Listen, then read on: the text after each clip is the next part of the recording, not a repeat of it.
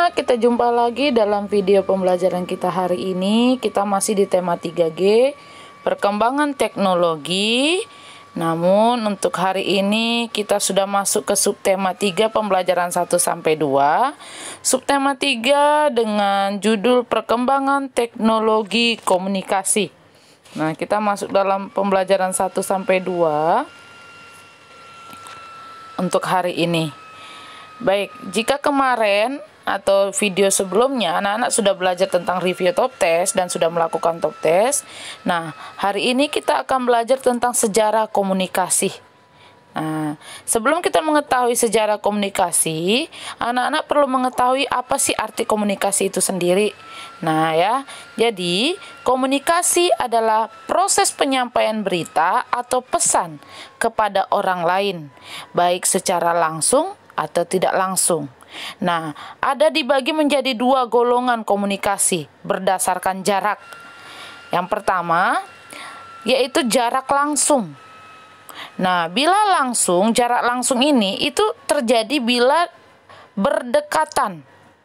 Nah, jadi bila berdekatan, komunikasi dilakukan langsung secara lisan atau berkata-kata. Nah, ini ya, ini jarak secara langsung atau jarak berdekatan.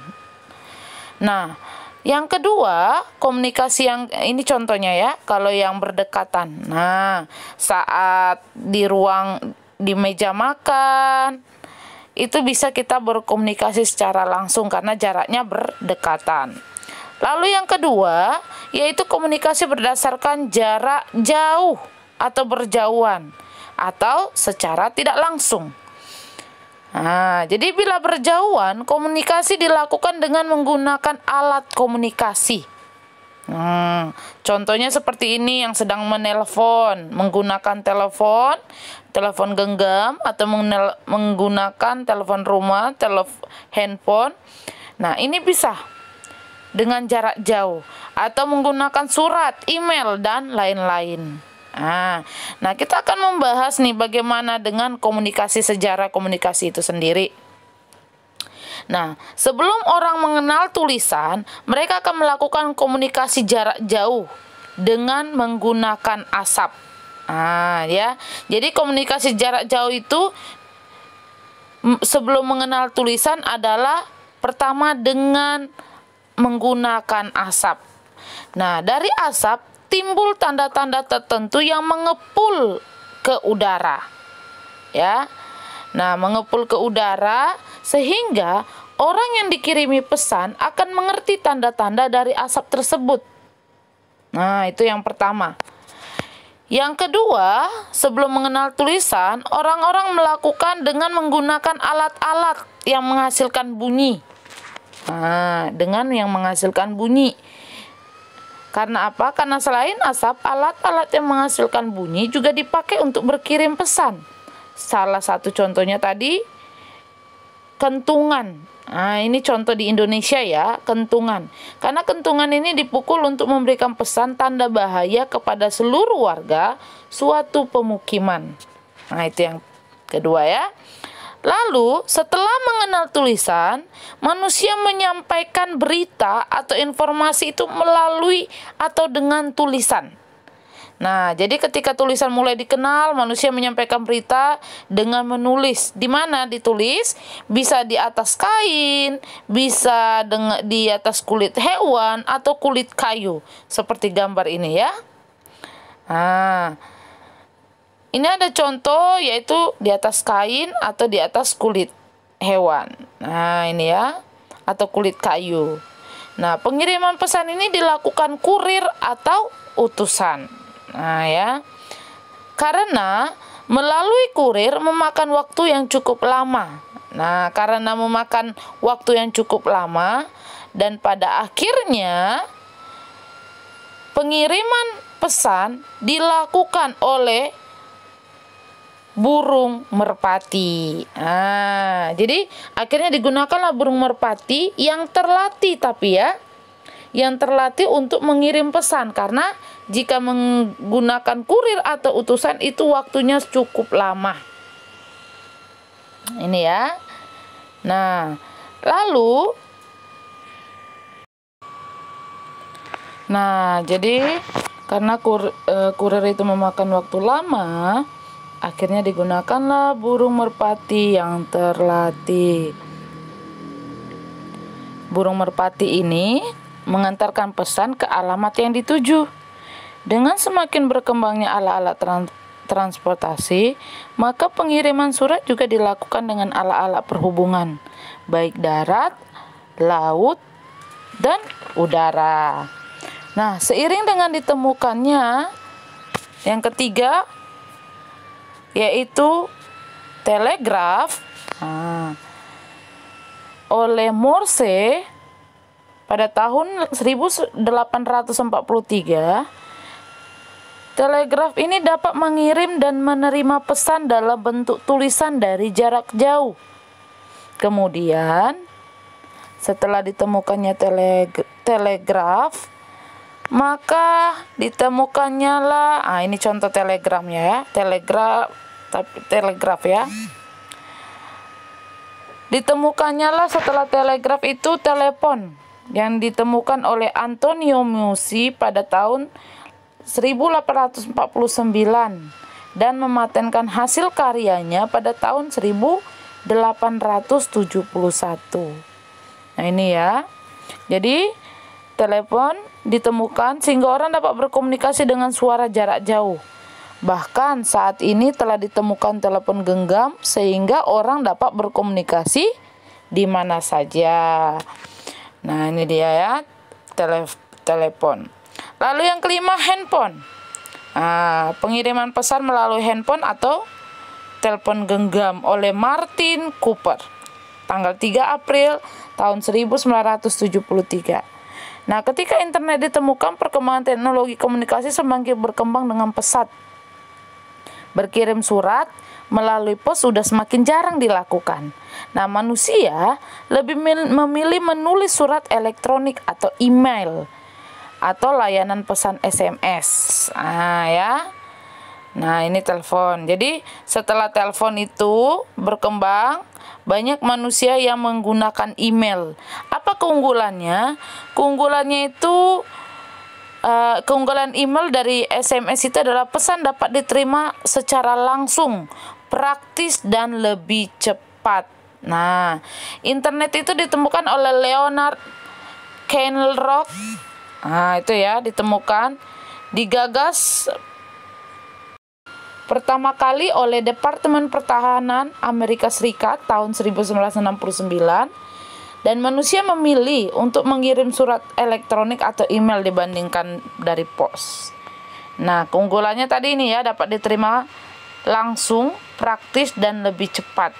Penemu email adalah Raymond Samuel Tomlinson. Nah, itu ya penemunya ya.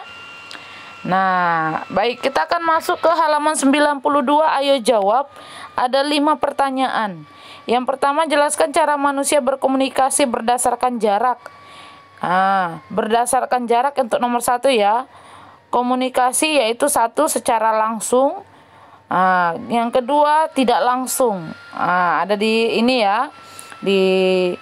Soalnya di situ di videonya langsung itu yaitu komunikasi bila jarak berdekatan secara lisan dan kata-kata.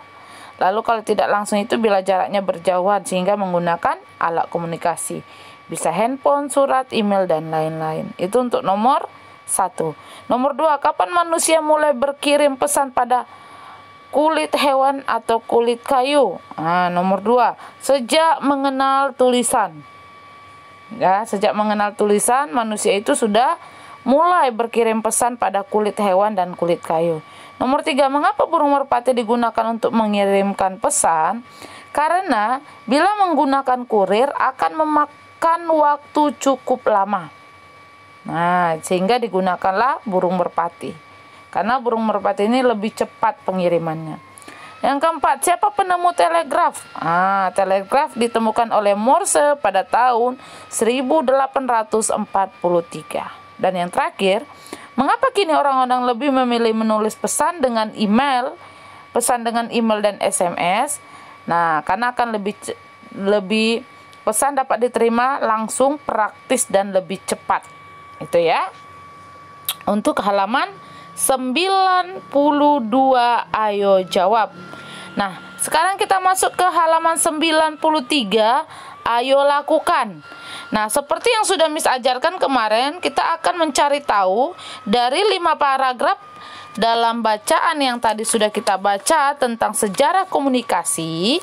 Maka kita akan mencari tahu apa sih inti dari paragraf 1, 2, 3, 4, 5. Nah, untuk paragraf 1 itu adalah kalimat utamanya adalah komunikasi adalah proses penyampaian berita atau pesan kepada orang lain.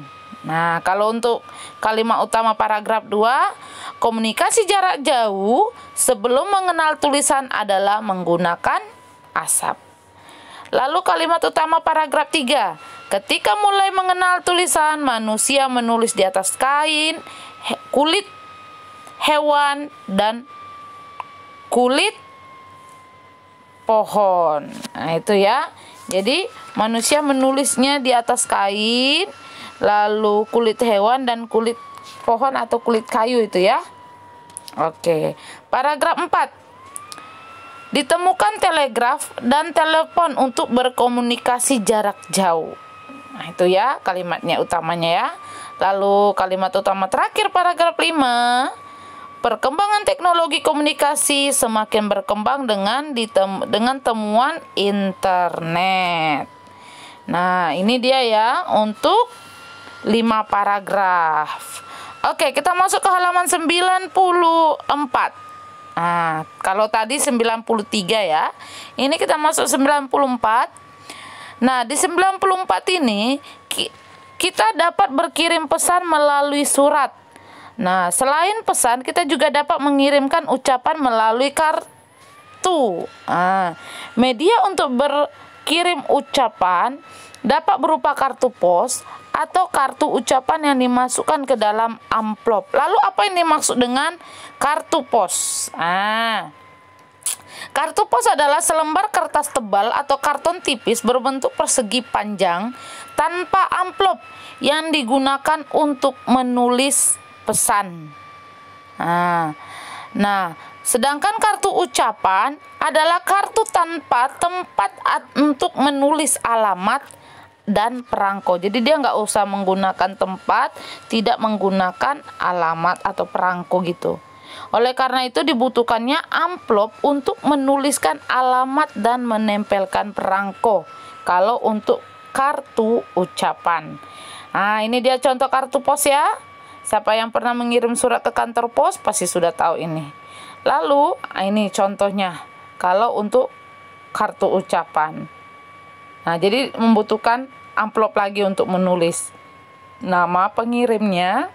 Dan kalau agak jarak jauh, pakai perangko. Oke, nah di halaman 94 ada membuat kartu ucapan. Nah, membuat kartu ucapan, alat dan bahan sudah ada di halaman 94 dan cara membuatnya juga sudah ada.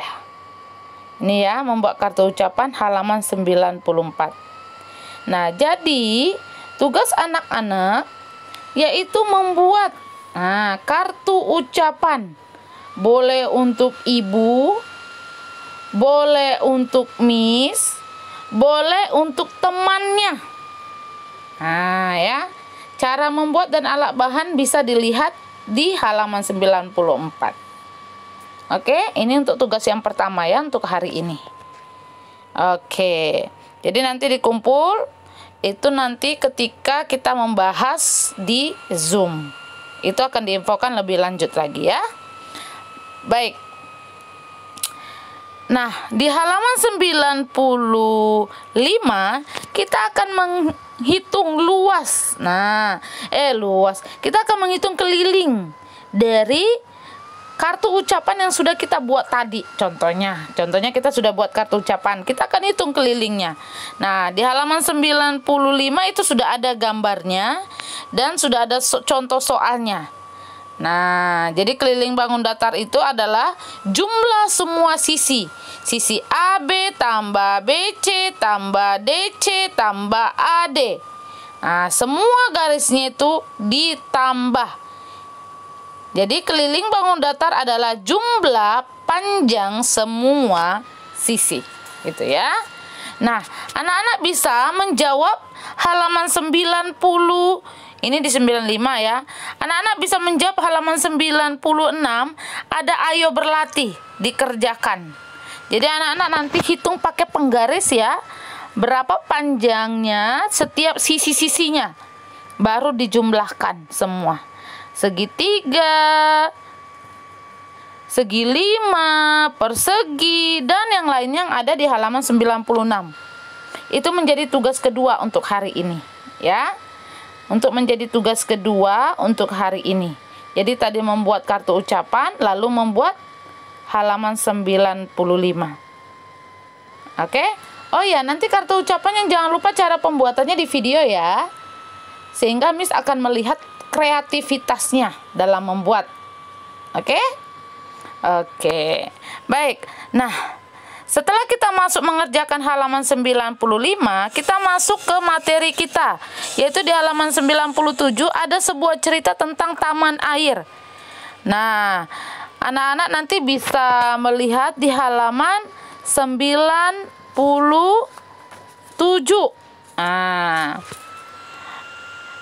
Nah, apa sih tugas utama para petugas? Nah, tugas utama para petugas adalah menjaga kenyamanan dan keselamatan para pengunjung. Itu tugasnya. Lalu, apa fungsi peluit? Nah, peluit itu untuk menarik perhatian pengunjung yang melakukan tindakan yang berbahaya. Nah, ya. Jadi, meniup peluit itu merupakan cara petugas untuk berkomunikasi kepada pengunjung. Seperti misalnya, petugas meniup peluit karena ada anak-anak yang memanjat sisi miring seluncuran. Nah, hal itu kan berbahaya karena anak-anak bisa terpeleset. Sehingga petugas memberitahu anak tersebut agar tidak menaiki seluncuran menggunakan tangga yang ada. Nah, petugas di taman air itu berkomunikasi secara langsung dengan pengunjung. Mereka memberitahukan hal yang mana yang boleh, mana yang tidak boleh untuk keselamatan pengunjung. Tetapi ada cara lain untuk berkomunikasi dengan pengunjung selain menggunakan peluit, yaitu dengan menggunakan rambu-rambu. Nah, di sini ada contoh, ada 5 contoh gambar yang Miss berikan. Apa sih arti rambu-rambu ini yang bisa kita perhatikan di area kolam berenang? Yang pertama ini adalah ini dilarang berlarian di tepi kolam. Lalu kalau ada gambar sepatu di silang itu dilarang berlarian di tepi kolam renang. Seperti lagi mau menyelam itu dilarang terjun ke kolam yang dangkal. Lalu seperti ada sendok dan gelas, itu artinya dilarang makan dan minum di kolam berenang. Lalu ada gambar hewan yang di garisi miring, itu dilarang membawa binatang peliharaan. Ini adalah rambu-rambu yang ada di kolam berenang yang bisa diperhatikan oleh pengunjung. Oke, ini juga sebagai alat yang digunakan para petugas untuk berkomunikasi. Nah, belajar berenang itu memberikan banyak manfaat loh. Selain badan kita menjadi sehat, nah, kita juga harus berhati-hati saat berenang. Karena di kolam renang itu terdapat aturan-aturan yang harus kita patuhi. Apa saja sih aturan-aturan tersebut sehingga kita harus patuhi demi keselamatan kita? Nah, pertama, melakukan pemanasan sebelum berenang. Hal ini mencegah terjadinya cedera saat kita telah di kolam berenang. Jadi pemanasan dulu ya. Yang kedua, membilas tubuh sebelum masuk ke kolam renang. Nah, hal ini diperlukan agar tubuh siap menghadapi perubahan suhu ya. Yang ketiga, berenang di kolam yang disesuaikan. Nah, jangan berenang di kolam yang dalam bila belum mahir berenang ya. Oke. Yang keempat, dilarang atau tidak buang air di dalam kolam berenang. Nah, ini ya. Karena apa? Karena ketika kita buang air di dalam kolam berenang, maka dapat meracuni tubuh. Lalu yang terakhir, dilarang makan dan minum agar tidak mengotori air kolam berenang. Ada 5 ya, di sini kurang 1 Miss tulisnya ya. Ada 5 yang ada di halaman 99. Nanti di underline ya bukunya. Nah, sekarang di halaman 98, ayo beraktivitas. Coba pasangkan gambar rambu dengan artinya. Nah, gambar yang pertama, iya, dilarang berlarian di tepi kolam renang. Gambar yang kedua, sepatu, iya, dilarang memakai alas kaki.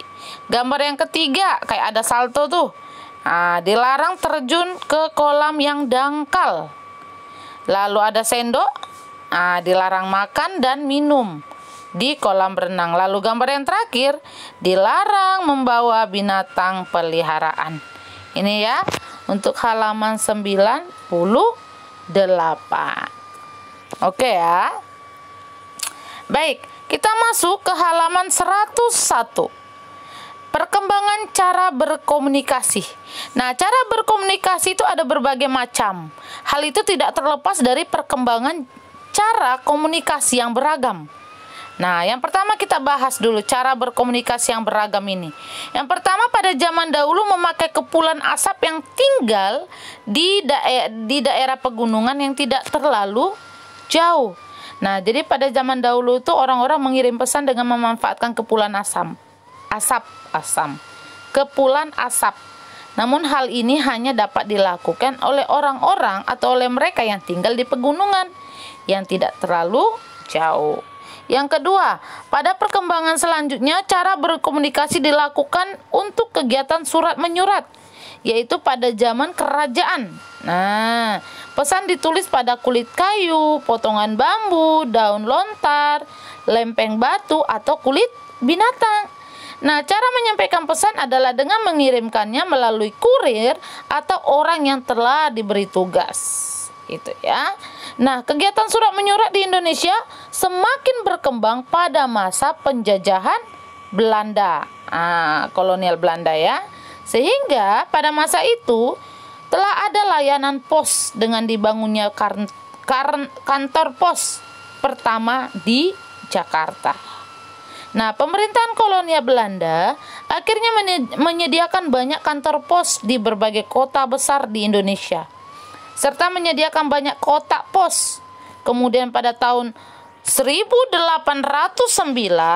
dibangun Jalan Raya Pos Anyer Panarukan. Nah, apa hasilnya? Dengan adanya jalan itu, pengiriman surat dari Jawa Barat ke Jawa Timur dan sebaliknya itu menjadi lebih cepat. Nah, setelah itu zaman telegram penyampaian pesan singkat dengan cepat. Nah, jadi selain surat, sejarah perkembangan komunikasi dengan tulisan juga bisa atau sempat diramaikan dengan telegram. Nah, ya. Jadi telegram ini adalah penyampaian pesan singkat dengan sangat cepat. Namun layanan telegram semakin ditinggalkan. Kini telegram hanya dimanfaatkan di lembaga-lembaga pemerintah tertentu saja. Nah, dengan berkembangnya teknologi, kini hadir surat elektronik. Nah, apa itu? Email. Nah, email atau surat elektronik adalah surat yang pengirimnya menggunakan fasilitas internet. Komputer yang terhubung dengan jaringan internet dapat digunakan untuk berkirim surel atau email. Kegiatan berkirim surel semakin mudah dengan adanya aplikasi di dalam telepon genggam. Tidak hanya surel, pesan berisi data pun dapat dikirim melalui aplikasi media sosial pada telepon genggam. Tuh ya. Nah, ada ayo jawab di halaman 102. Kita jawab, anak-anak tulis ya. Yang pertama, bagaimana cara orang-orang dulu di daerah pegunungan saling berkirim pesan? Yang pertama itu, ini ada di halaman 102 ya. Dengan kepulan asap. Yang kedua, sebutkan bahan yang digunakan untuk berkirim pesan pada zaman kerajaan. Yang kedua, kulit kayu, potongan bambu, daun lontar, lempeng batu, atau kulit binatang. Yang ketiga, kapan kegiatan surat menyurat mulai berkembang di Indonesia? Pada masa penjajahan Belanda. Nomor 4, perubahan apa yang terjadi setelah Jalan Raya Anyar Panarukan dibangun? Pengiriman surat dari Jawa Barat ke Jawa Timur dan sebaliknya semakin lebih cepat. Dan nomor 5, melalui apakah surel dapat dikirimkan? Melalui fasilitas internet. Itu dia ya. Nah, pembelajaran kita sampai di sini untuk pembelajaran 1 sampai 2 dalam video ini, dan sampai jumpa dalam video selanjutnya. Bye bye.